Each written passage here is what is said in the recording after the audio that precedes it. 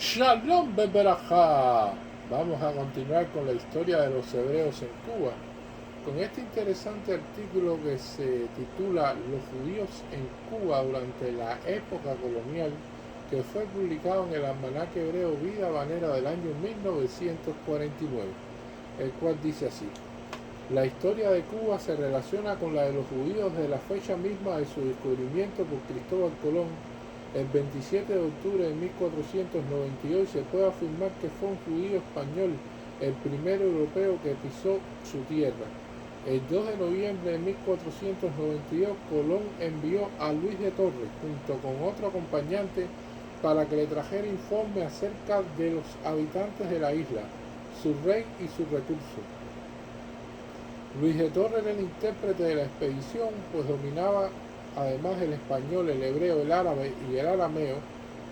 Diario del primer viaje de Colón, 2 de noviembre, edición Martín Fernández de Navarrete, capítulo 1, página 47. No encontró al gran Khan en cuya busca iba, pero quedó impresionado por la costumbre de fumar de los indígenas, y a él se debe el conocimiento del tabaco en Europa y la primera explotación agrícola española en tierras americanas. Dice Colón en el mismo diario: hallaron los dos cristianos, Torres era converso, por el camino mucha gente que atravesaba a sus pueblos, mujeres y hombres con un tizón en la mano, hierbas para tomar su saumerio que acostumbraban, con el cual se adormecen las carnes y cuasi emborracha, y así dice que no sienten el cansancio. Colón no tuvo interés por el tabaco. Junto con los primeros españoles llegaron también los primeros judíos, de los cuales huían de España dominada por Torquemada y esperaban poder vivir en paz en tierras lejanas o siquiera enriquecerse rápidamente, sueño eterno de los aventureros españoles de aquella época. Según Keyserling, Luis de Torres murió en Cuba. Cristóbal Colón, página 95. Sin duda, hubo también en la tripulación de los barcos españoles marranos, o sea, judíos convertidos a la fuerza, que practicaban en secreto su antigua religión o que por lo menos no atribuían ningún valor a la nueva. Pues cuenta Bartolomé de las Casas, Historia de las Indias, capítulo 2, página 14, que uno de los 39 soldados de la guarnición de la Villa de Navidad se había expresado con desprecio ante los indios en relación con asuntos religiosos cristianos. Pruebas más importantes son las reiteradas prohibiciones de la entrada de conversos en los nuevos dominios españoles y el nombramiento en 1516 de Fray Juan Quevedo como obispo de Cuba, con el encargo especial de vigilar a los cristianos nuevos que entraran en el país pese a las prohibiciones. En 1520 empezaron a actuar los inquisidores en las Indias. No se conocen muchos datos acerca de los conversos que cayeron en manos de la Inquisición, pues los archivos cubanos apenas sí se han examinado desde ese punto de vista, y no es fácil el acceso a los archivos eclesiásticos. Se sabe que un grupo de mujeres judías convertidas a la fuerza fueron remitidas a la isla. El primer juicio inquisitorial conocido que tuvo cierta repercusión fue el de Francisco Gómez de León de La Habana, convicto de judaizante. Fue ejecutado y se descomisó su cuantiosa fortuna, que ascendía a 1.449.000 pesos. Hacia 1627 los inquisidores de La Habana encarcelaron a varios vecinos de la capital cubana por judaizantes, entre ellos Antonio Méndez y Luis Rodríguez. Pocos años más tarde, hacia 1636, varios de los vecinos más ricos de la ciudad, entre ellos Blas Pinto, Juan Rodríguez Mesa y Francisco Rodríguez de Solís, fueron acusados por judíos y tuvieron que pagar una multa de 150.000 pesos. Además de sufrir otros castigos. Otros nombres que encontramos entre las víctimas de la Inquisición en La Habana en la misma época o algunos años más tarde son Luis Méndez de Chávez, Luis Gómez Barreto y Manuel Álvarez Prieto. De acuerdo con las declaraciones en el juicio que se siguió en México a Gabriel de Granada en 1642, su tío Miguel Núñez de Huerto se encontraba a la sazón en La Habana. Los huesos de este último fueron exhumados en 1649 y quemados. Los juicios inquisitoriales fueron con intensidad en las décadas siguientes, pues muchos judíos se vieron obligados a buscar refugio en las islas antillanas cuando la conquista portuguesa del norte de Brasil los arrojó de aquellas tierras, pero ya con anterioridad, pues no un buen número de conversos o de criptojudíos se había dedicado al cultivo de la caña de azúcar, una de las fuentes de riquezas más importantes de las colonias de aquella época. Fueron judíos los que introdujeron ese cultivo en la Martinica y en Cuba, aunque oficialmente figuraban como portugueses, pese al hecho de que se perseguían los cristianos nuevos en las colonias, hubo cierta tolerancia para los que constituían una fuente de riqueza cuando los conquistadores hubieron despojado el país de sus bienes tangibles. Dice Clarence Harry, Comercio y Navegación entre España y las Indias, traducido en México en 1939 en la página 157. El gobierno de Carlos V se interesó profundamente por el bienestar de las grandes islas de las Indias Occidentales, Cuba, la Española, Jamaica y Puerto Rico, porque como ya se ha dicho, con el aniquilamiento del trabajo indígena y el señuelo de regiones más ricas no juzgadas en el continente, su población y su riqueza iban en rápida declinación. Se fomentó de modo especial el cultivo de la caña de azúcar y de Canarias enviáronse obreros hábiles en la construcción de trapiches para moler la caña. Durante la centuria hiciéronse reiteradas tentativas para aclimatar el trigo, aunque sin éxito. En 1520 los elementos necesarios a la construcción de ingenios fueron eximidos del pago de derechos de importación. 9 años más tarde, en la Española se declaró libre de embargo por deuda a estos mismos ingenios, y en 1531 toda la renta real de Cuba fue destinada a la compra de negros esclavos para distribuirlo entre los agricultores de la isla con pagos a largo término. Los primeros inmigrantes judíos portugueses que se dirigieron a Nueva York en 1654 estuvieron de paso en Cuba cerca del Cabo de San Antonio.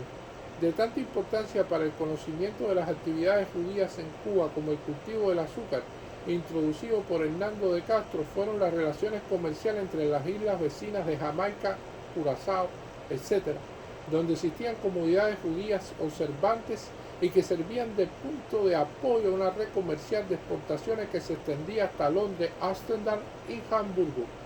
Parte muy importante del comercio europeo con las Antillas se hallaba en manos de judíos y de criptojudíos. Es probable que los filibusteros antillanos que sostenían una guerra de rapiña contra España y sus rutas marítimas se abastecieran en establecimientos judíos. Durante muchos años, las aguas cubanas constituyeron su centro de operaciones. La Inquisición cubana siguió su campaña contra los judaizantes hasta fines del siglo XVIII, como lo demuestran los juicios contra el judío portugués Vicente Gómez Coello en 1689, Jacob Núñez López 1712 y el fraile judaizante José Díez Pimienta 1717, Juan Rodríguez Messias, Antonio Santaella 1783 y muchos otros. Como en otros países americanos bajo el dominio español, la metrópoli ejercía el monopolio del comercio e impedía el desarrollo económico de su colonia.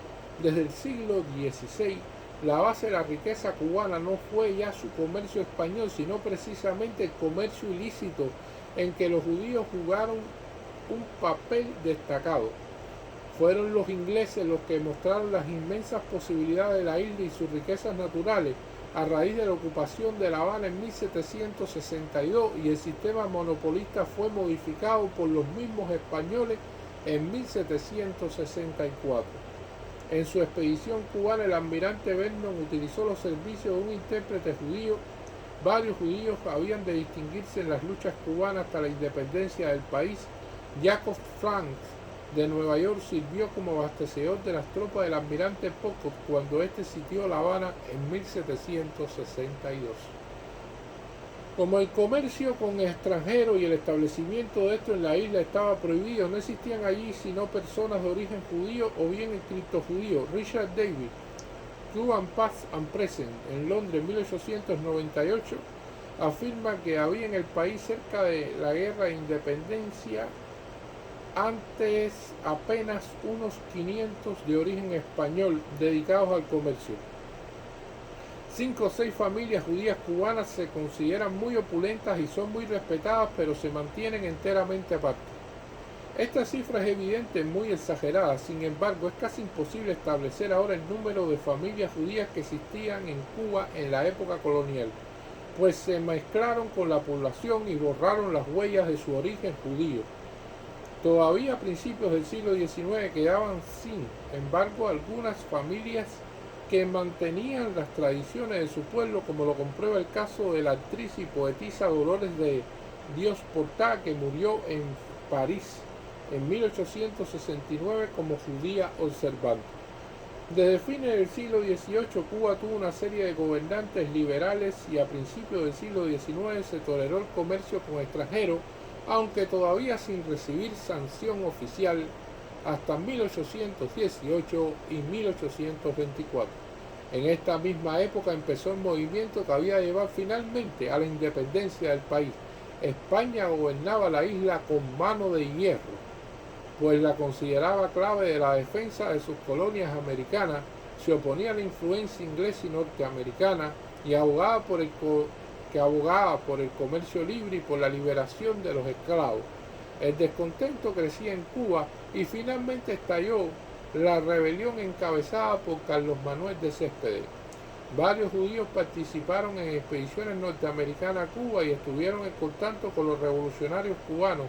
Entre ellos estaba August Bondy, quien desembarcó en Cuba en 1850, pero se vio obligado a regresar al año siguiente. Bondy fue uno de los luchadores más apasionados por la liberación de los esclavos en los Estados Unidos.